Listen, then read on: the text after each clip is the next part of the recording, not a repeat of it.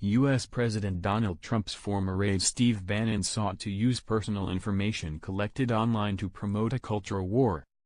A whistleblower on now-defunct political data firm Cambridge Analytica told U.S. senators on Wednesday.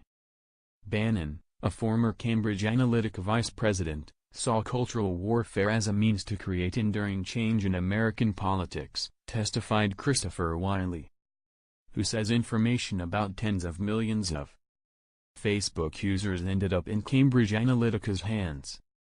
Bannon's attorney William Burke did not immediately respond to an email request for comment on Wiley's testimony. Wiley, who worked for SCL, the British-based parent of Cambridge Analytica, told the Senate Judiciary Committee that Cambridge Analytica hired hackers to collect data it then used against opponents of its political clients.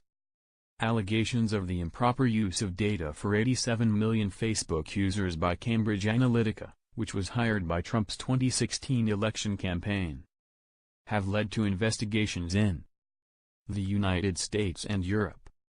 Bannon worked on Trump's campaign and became a White House aide when Trump took office in January 2017. Bannon left in August 2017. Wiley, who has provided reports about how the firm used data Facebook collected, on Wednesday described discussions at the company about suppressing the vote, exploiting racial tensions, and testing campaign slogans in 2014 for use in the 2016 election. One of the things that did provoke me to leave was the beginnings of discussions of voter disengagement. I have seen documents reference and I recall conversations that it was intended to focus on African American voters, Wiley said. The company learned that there were segments of the population that responded to messages like "drain the swamp" or images of border walls or indeed paranoia about the deep state that weren't necessarily reflected in mainstream polling or mainstream political discourse that Steve Bannon was interested in to help build his movement, Wiley said. Another witness who testified to the Judiciary Committee, Tufts University Associate Professor Eitan Hirsch, said he was skeptical of the effectiveness that such political messaging and targeting.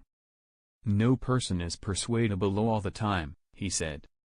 As part of an investigation into U.S. allegations of Russian meddling in the 2016 U.S. election, Special Counsel Robert Mueller is looking into how Russian intelligence agencies timed and targeted emails hacked from Democratic candidate Hillary Clinton and others. The Kremlin denies interfering in the U.S. election.